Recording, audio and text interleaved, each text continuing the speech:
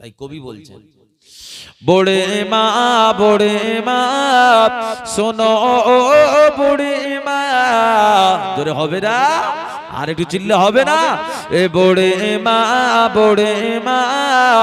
শোনো বুড়ি মা, কেন কাঁদো মা তুমি কিসে বেদনা, কেন কাঁদো মা তুমি কিসে বেদনা। বুড়ি মা শোনো বুড়ি মা, বুড়ি মা শোনো বুড়ি মা, কেন কাঁদো মা তুমি কিসে বেদনা, কেন কাঁদো মা তুমি কিসে বেদনা। এবার বুড়ি মা বলছেন, ও বাবা ছেলে শোনো না, শোনো না। জোরে হবে না? আরে নবী কি বললেন আর বুড়ি মা কি বলছেন শুনুন। নবী বলছেন মা কেন কাঁদেন, আর বুড়ি মা কি বলছেন শুনুন। ও বাবা ছেলে শোনো না, শোনো না। ও বাবা ছেলে শোনো না, শোনো না। বাবা আসছে মুহাম্মদ মদিনা হতে। আর জোরে হবে না? ও বাবা ছেলে শোনো না, শোনো না। বাবা আসছে মুহাম্মদ মদিনা হতে, বাবা আসছে মুহাম্মদ মদিনা হতে। বুড়ি মা শোনো বুড়ি মা, কেন কাঁদো মা তুমি কিসে বেদনা, কেন কাঁদো মা তুমি কিসে বেদনা। ও বাবা ছেলে শোনো না, শোনো না। ও বাবা ছেলে শোনো না, শোনো না। বাবা আসছে মুহাম্মদ মদিনা হতে। আরো জোরে বলুন। অষ্টম হিজরির সময় আমার নবী রাতের বেলা স্বপ্ন দেখছেন। স্বপ্নের মাধ্যমে আমার নবী উমরা করতে গিয়েছেন খানাই কাবা, আর উমরা করতে গিয়ে আল্লাহ পাক মক্কা তার হাতে দান করে দিয়েছে। একবার জোরে বলুন। মক্কার ক্ষমতা পাওয়ার সব আমার নবীকে আল্লাহ দিয়ে দিয়েছে। যেই মক্কার ক্ষমতা পেয়ে গিয়েছেন, নবীর ঘুম ভাঙলো। নবী যেটা স্বপ্নে দেখেন সেই স্বপ্নটা হলো ওহী, দিবালোকে সেটাই ঘটে যেত। আমার নবী বলছেন সাহাবারা শুরু, আমি স্বপ্ন দেখলাম উমরায় গিয়েছি, আর উমরায় গিয়ে খানাই কাবা বাইতুল্লাহ শরীফ আমার অধীনে, মক্কা শরীফও আমাদের কথা মতো চলে। একবার জোরে বলুন। শুধু আল্লাহর ইবাদত ইবাদত ইবাদত হয়ে যায়। ষষ্ঠ হিজরিতে বলেছিলাম নবী উমরা করেছিলেন, আর অষ্টম হিজরিতেও আমার নবী উমরার উদ্দেশ্যে রওনা হচ্ছেন। দেখা যায় আল্লাহর নবীর সাহাবাদের সংখ্যা দলে দলে দলে দলে বাড়তে বাড়তে 10:30 পৌঁছে যায়। একবার জোরে বলুন। হুজুর আপনি যাবেন, আমরাও আপনার সঙ্গী হিসাবে যাব, আপনার সঙ্গী হিসাবে আমরাও যাব। নবী বললেন ঠিক আছে, যে যেতে পারো। নবীর মহব্বতে উমরা করতে যাবে, নবী যাবে, আমরা কেন পিছপা হব? নবীর সাথে সাথে তারাও বেরিয়ে পড়লেন। গনে দেখলেন 10,500। আমার নবী বললেন এই খবরটা মক্কার জমিনে আগে থেকে দেওয়া যাবে না, এটা আমাদের রেখে দিতে হবে। আল্লাহর হাবিব সাল্লাল্লাহু আলাইহি সাল্লাম তিনি বললেন এটা কিন্তু খবর পৌঁছানো যাবে না। এদিকে দেখা যায় আত্মীয়তার সম্পর্কের কারণে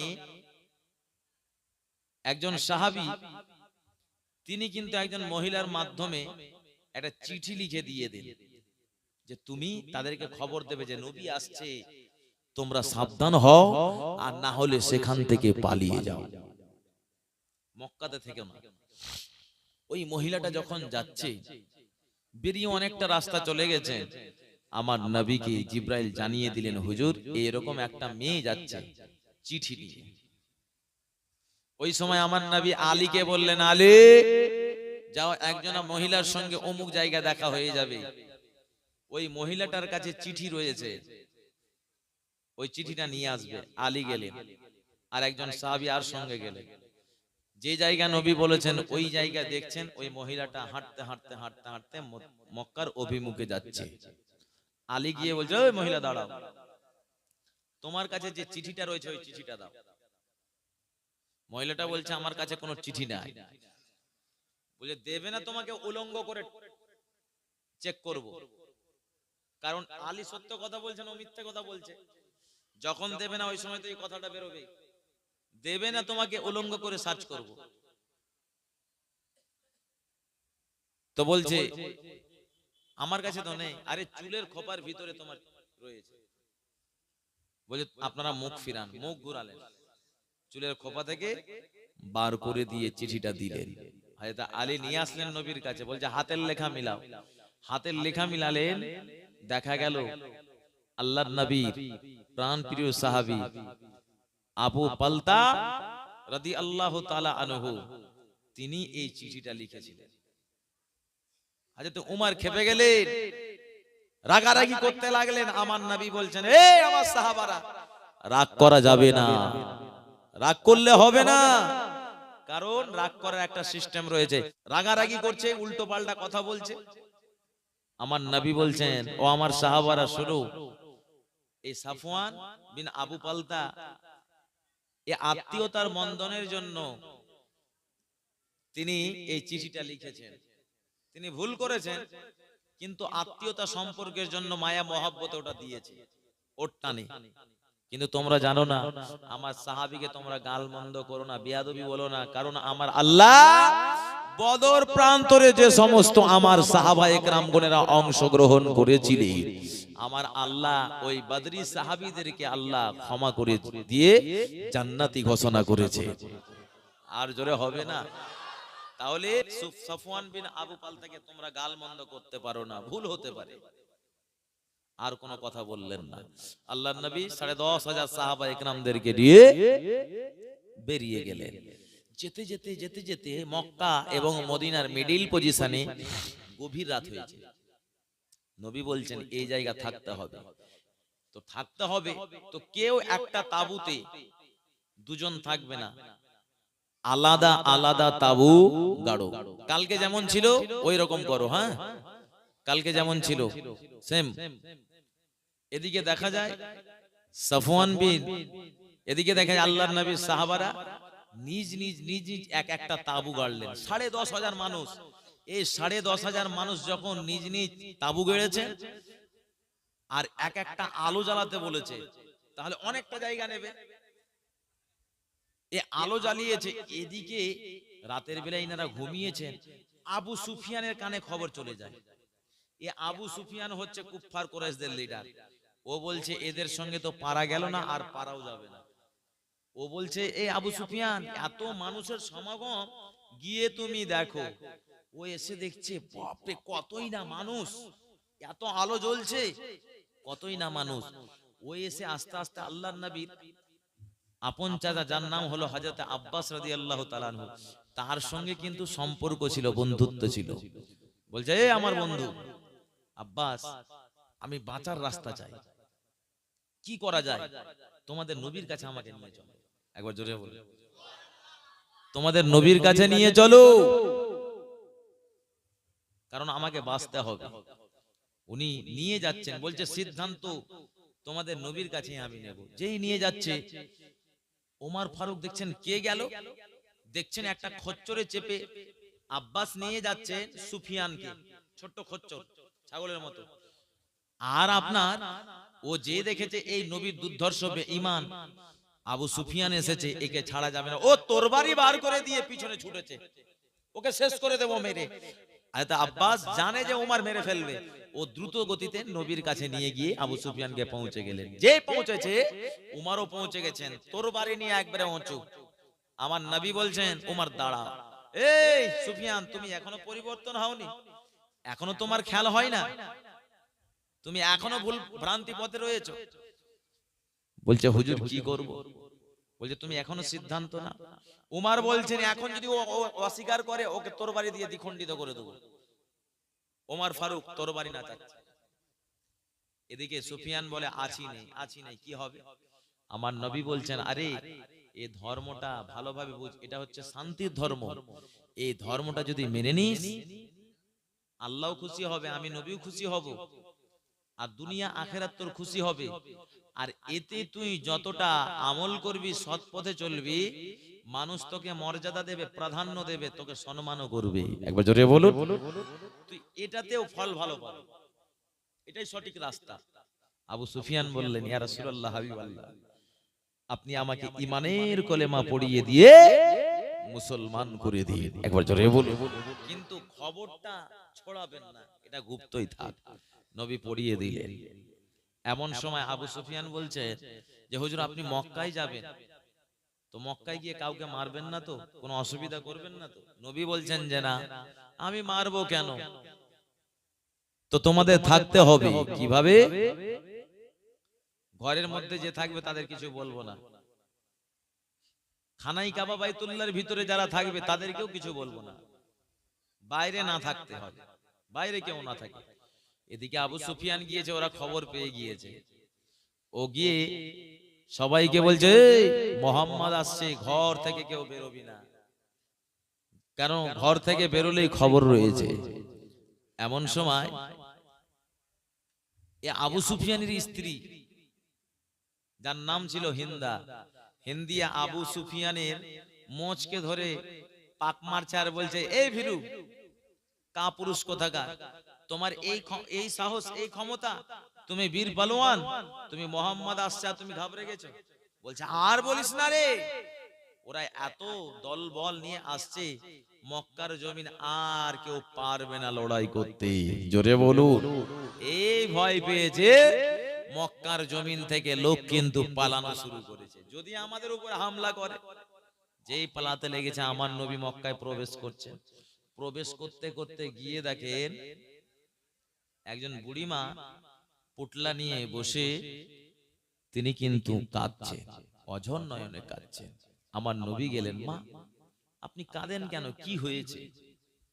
বুড়িমা আমার নবীর চেহারার দিকে তাকাচ্ছে, আর চোখ দিয়ে টপ টপ টপ টপ করে পানি পড়ে যাচ্ছে। মা আপনি কাঁদছেন কেন, কি অসুবিধা আপনার, বলুন না, আপনার কান্না আমি দূর করে দেব। একবার জোরে বলুন। ও নওজওয়ানেরা, ও যুবকেরা, তরুণেরা, বাচ্চারা, যে নবীর কথা বুড়িমা বলে, বাবা ছেলে রে,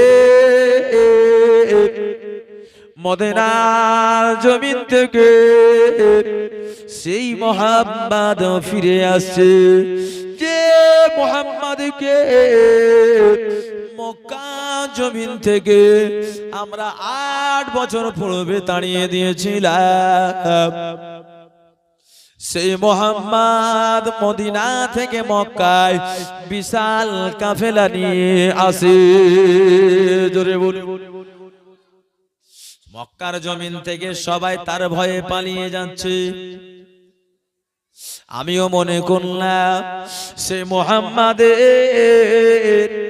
কালো চেহারা খানা আমি বুড়ি দেখব না। কাকে বলছে? স্বয়ং নবীকেই বলছে। ও তো বুঝতে পারে না, কারণ মুহাম্মদ তো দেখতে আলকাতরার মতো কালো। জোরে বলুন নাউজুবিল্লাহ। বাবা ছেলে তোমাকে কে পাঠালো বাবা? আমি বুড়ি মা, তুমি আমার খবর নাও বাবা, কার সন্তান বাবা তুমি? আমার সন্তানেরা আমি বয়স্ক হওয়ার জন্য, ভারী হওয়ার জন্য আমার সন্তানেরা আমাকে ফেলে দিয়ে তারা পালিয়ে যায়। আমার দুঃখ কষ্ট কিছুই বুঝলো না। ও বাবা ছেলে, যদি মদিনা থেকে ওই কালো মোহাম্মদ যদি চলে আসে, আমি বুড়ি, আমি তার চেহারা দেখব না, আমাকে তার চেহারা খানাই দেখতে হবে। আমার নবী বলেন, মা আপনি আর কাঁদিয়েন না মা, আপনি বলুন না মা আপনি কোথায় যাবেন বলুন, আপনাকে সেই জায়গায় পৌঁছে দেব। আপনার গন্তব্য স্থানটা কোথায়? বুড়িমা বলে দিলেন, বাবা ছেলে রে, ওই যে একটা ছোট্ট পাহাড়, ওই পাহাড়ের ভিতরে একটা গুহা রয়েছে, ওই গুহার ভিতরে আমাকে পৌঁছে দাও। আল্লাহ নবী দিন দুনিয়ার বাদশা বুড়িমায়ের নিজ হাতে পুটলাটা নিলে বুড়িমাকে আস্তে আস্তে এগিয়ে নিয়ে যাচ্ছে। জোরে হবে না? বুড়িমা যাচ্ছে, আমার নবী টনটনিয়ে হেঁটে যায় না। এই কথা বলিও না, কথা বলবে না, ইশারাই নাও। বুড়িমা এগিয়ে যাচ্ছে, আমার নবী আগাচ্ছেন না, সাথে সাথে মায়ের মতো মর্যাদা দিয়ে আমার নবী বুড়িমাকে নিয়ে যাচ্ছে। জোরে বলি। ও দুনিয়ার মুসলমানেরা, ও নবীর উম্মত উম্মাতানিরা, আল্লাহর হাবিব সাল্লাল্লাহু আলাইহি ওয়াসাল্লাম বুড়িমাকে যখন গন্তব্য স্থানে পৌঁছে দিলেন, সাথে সাথে দেখা যায় বুড়িমাকে রেখে দিয়ে আমার নবী চলে আসছেন। মা এবারে আপনি থাকুন। বুড়িমা ওই সময় আবার নবীকে বলেছিলেন, ও বাবা ছেলে, কে বাবা তুমি? তোমার পরিচয় দিলে না, তোমার দিলে এত দয়া এত মায়া। বাবা ছেলে রে, তুমি কাউন মার সন্তান, আমার আল্লাহ তোমার দিলে এত রহম দান করেছে। আর একটু জোরে বলো। ও ভাইজানেরা, এমন করে নবী পরিচয় খানা দেন না। বুড়িমা বারে বারে বারে বারে আমার নবীর পরিচয় খানা চান। ওই সময় আমার নবী বলেছিলেন, মা আপনি দুঃখ নেবেন না, আপনি ব্যথা নেবেন না, আপনি যে কথাগুলো বলেছেন আপনাকে ভুল বুঝানো হয়েছে বলে আপনি বলেছেন। আপনি যে মুহাম্মাদের ভয়ে পালাচ্ছিলেন মা, আপনার সামনে সে মুহাম্মাদকে আল্লাহ হাজির করে দেয়। আর একটু জোরে বলুন। বুড়িমা ওই সময় বলেন, বাবা ছেলে রে, ও বাবা ছেলে, আমার আল্লাহ তোমার এত মর্যাদা দান করলেন বাবা, তোমার চেহারা তারা বলেছে আলকাতরার মতো কালো, কিন্তু আমি বুড়ি দেখি তোমার চেহারা আমার আল্লাহ চাঁদের থেকে ও আলো করে দেয়। আর একটু জোরে বলুন। ও বুড়িমা বললেন, ও বাবা ছেলে, তোমার কথা বললো, তার ব্যবহার ভালো নয়, তার কথাবার্তা ভালো নয়। ও বাবা ছেলে, কিন্তু দেখলাম পৃথিবীর জমিনে আমার মনে হয় তোমার মতো ভদ্র নম্র ব্যবহারকারী মানুষ একটাও খুঁজে পাওয়া যাবে না। বাবা ছেলে, তুমি নবী না হয়ে কেউ আরো হতে পারো না, কারণ তোমার বিরুদ্ধে আমি কথা বললাম, তুমি আমাকে বুঝিয়ে দিলে বাবা রে, তুমি আমার উপরে রাগ করলে না, তুমি নিজে আমাকে কেটে কেটে আমার জায়গা পৌঁছে দিলে। বাবা, আমি আমার ইহুদি ধর্ম ত্যাগ করে দিয়ে আমাকে ইমানের কলেমা পাঠ করিয়ে দাও, আমাকে মুসলমান করে দাও। আল্লাহ আমার আপনার নবী নুরানি হাতখানা বাড়িয়ে দিয়ে সেই বুড়িমাকে ইমানের কলেমা পড়ে মুসলমান করে দেয়। আর একটু জোরে বলুন, আর একটু চিল্লে বলুন, নারে তাকবীর, নারে তাকবীর। আমার ভাই জানেরা, যদি আমাদেরকে বলে কি গো যে এ ভালো না, ও ভালো না, এ ভালো না, যদি শুনতে পাই কে বলেছে, অমুক জন বলেছে, আমরা তো রেগে আমরা রেগে ফায়ার। আমরা তখন কি করি? আমরা তখন আপনার ওকে ফাঁক পেলেই ওকে বিপদের সম্মুখে ফেলবো, কিন্তু আমরা যে তাকে বুঝাবো সেটা নয়। যে মানুষটা দেখবেন, এ ভাই মন দিয়ে শুনুন, যে মানুষটাকে আপনি দেখবেন রেগে আছে, এই কথা বলিও না, এখানে মারাত্মক শিক্ষার ব্যাপার রয়েছে। এই কথাটা যদি মেনে নেন তাহলে দেখবেন আল্লাহ হেদায়েত দিয়ে দেবেন, জান্নাতের রাস্তা দেখিয়ে দেবেন। একবার জোরে বলুন। কারণ এটা হচ্ছে আমাদের মেন ফল্ট। মানুষের পরিবর্তন আছে না নাই? হ্যাঁ, আপনি নিজেকে ছামছুল মনে করছেন, আমি খুব ভালো, হ্যাঁ আমি খুব ভালো, আমার মতো ভালো কেউ নেই, ও কালো, ওর মনটা কালো, ওকে জীবনেও আমি ঠাঁই দেব না, কারণ আমি ভালো। তুমি খারাপ হয়ে গেলে ও ভালো হয়ে গেল। কথাটা বুঝা গিয়েছে? তুমি যখন নিজেকে ভালো মনে করলে, দেখছো ও লোকটা পরিবর্তন এনেছে, ও কোন ভালো মানুষ, ওর সাথে মিশা যাবে না, এ করা যাবে না, ওই করা যাবে না, দেখবেন তুমি সব থেকে খারাপ, ও কিন্তু হয়ে গেল ভালো। একবার জোরে বলুন। আমরা কি করি? যখন কোন মানুষ দেখবেন ভুল হোক আর না হোক, রাগারাগি হয়েছে, যখন দেখবেন আপনাকে সালাম দিল, আপনি উত্তর দিলেন, আমরা কি করি? ও সালাম দিলে ওর জবাবও দেব না। কি গো, এরকম মানুষ আছে না নাই? হ্যাঁ।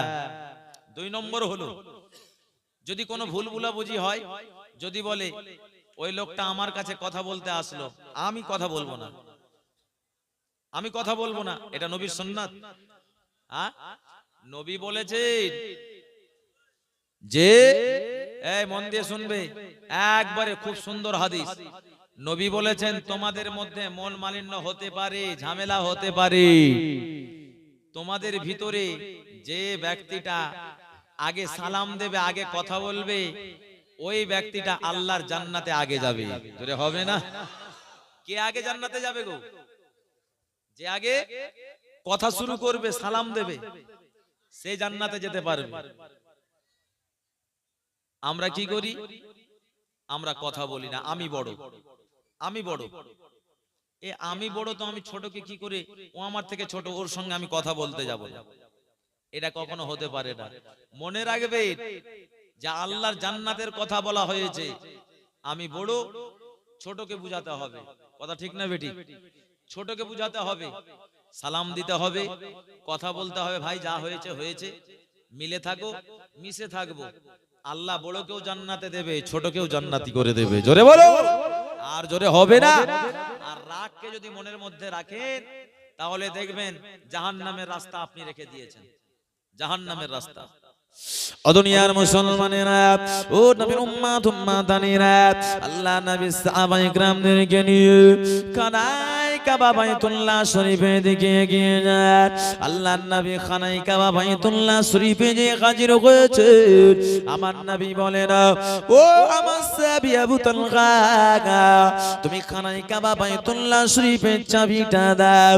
আমার আপনার নবী নূর নবী দেখছেন বাবা, খানায়ে কাবা বাইতুল্লাহ শরীফের সামনে অনেক বাবা মূর্তি রয়েছে।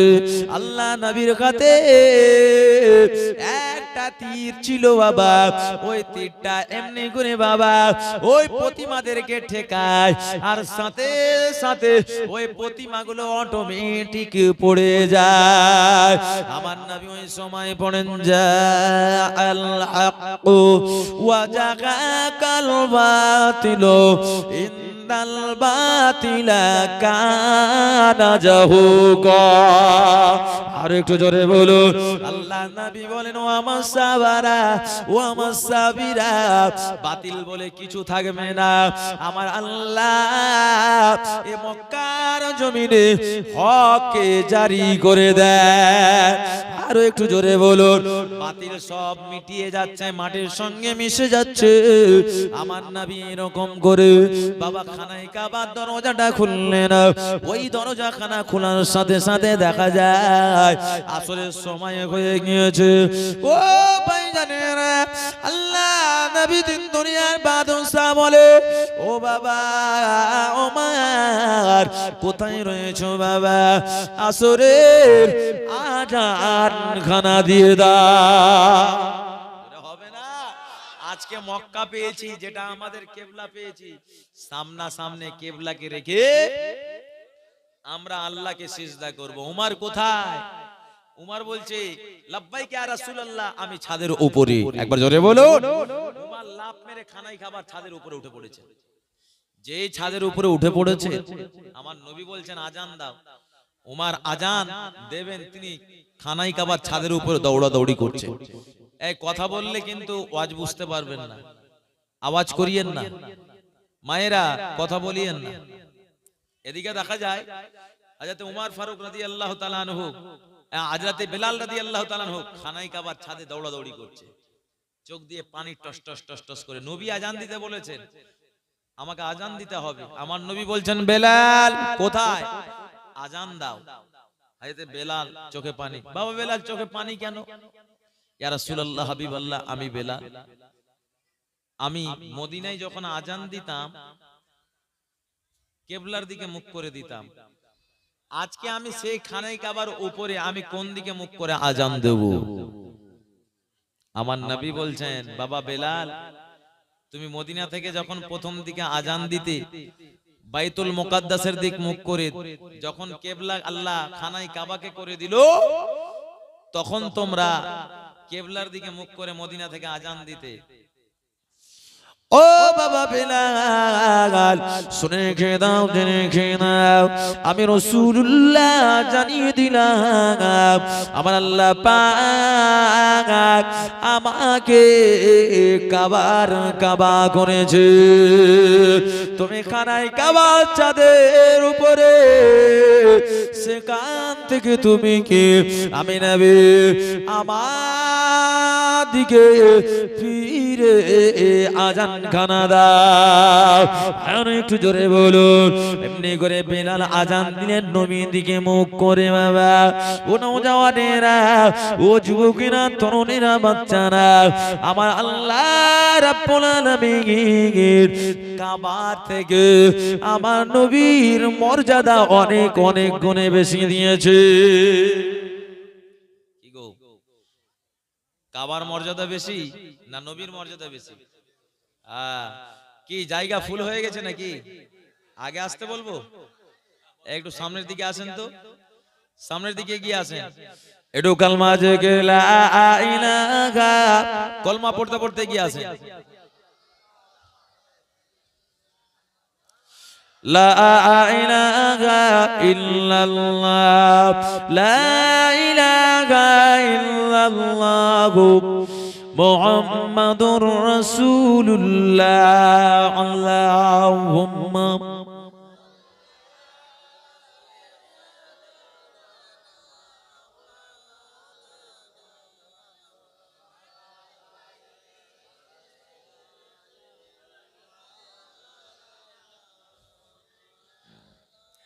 আমার ভাইজানেরা, নেককার আল্লাহওয়ালা গুণেরা, জওয়ান যুবকেরা, মুরব্বী জান গুণেরা, তাই সকলকে বলছি কথা বলিয়েন না। আমার কানে আওয়াজ আসছে, অসুবিধা হচ্ছে, কথা বলিয়েন না। তো যাই হোক, কাবার মর্যাদা বেশি না নবীর মর্যাদা বেশি? নবীর মর্যাদা বেশি। কাবার মর্যাদা কত জানেন? কাবার মর্যাদা, আমরা তো যাই উমরা করতে, হজ করতে। কেন যাই? লক্ষ লক্ষ টাকা খরচ করে কি জন্য যাই?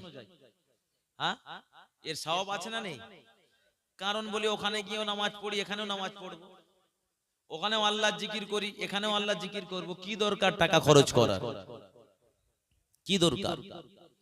ও দুনিয়ার মুসলমানেরা, ও নবীর উম্মত উম্মতানিরা, একটু খেয়াল করে শুনে কি দিন আমার আল্লাহ কোরআন মাজিদে জানিয়ে দিলেন, মান জাআ বিল হাসানাতি ফালাহু আসরু আমসালিহা।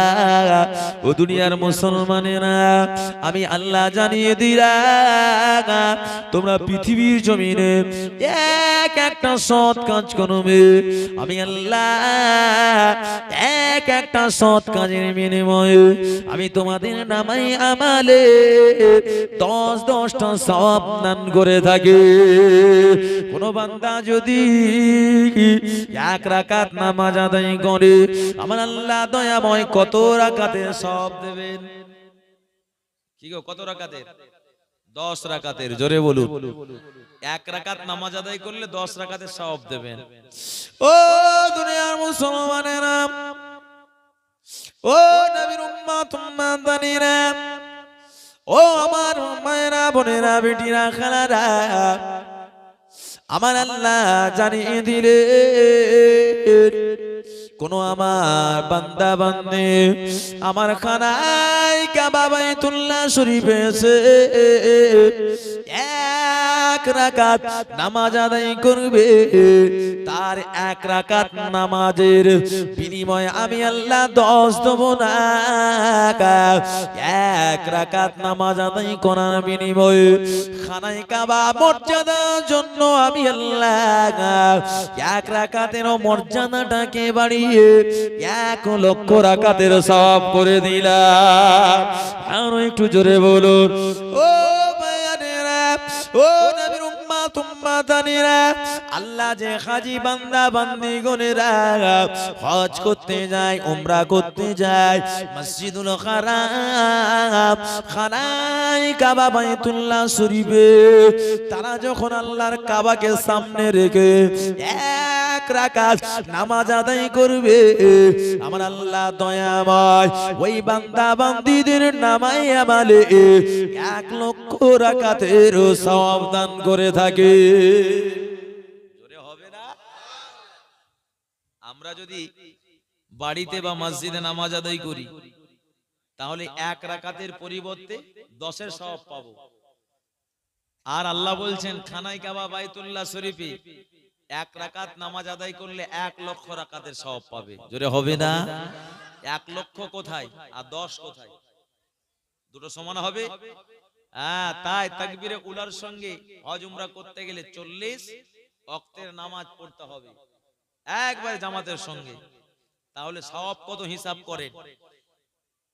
1 রাকাত আমরা নামাজ পড়লে 2 রাকাত, 2 রাকাত, এই 2 রাকাতের সওয়াব কত?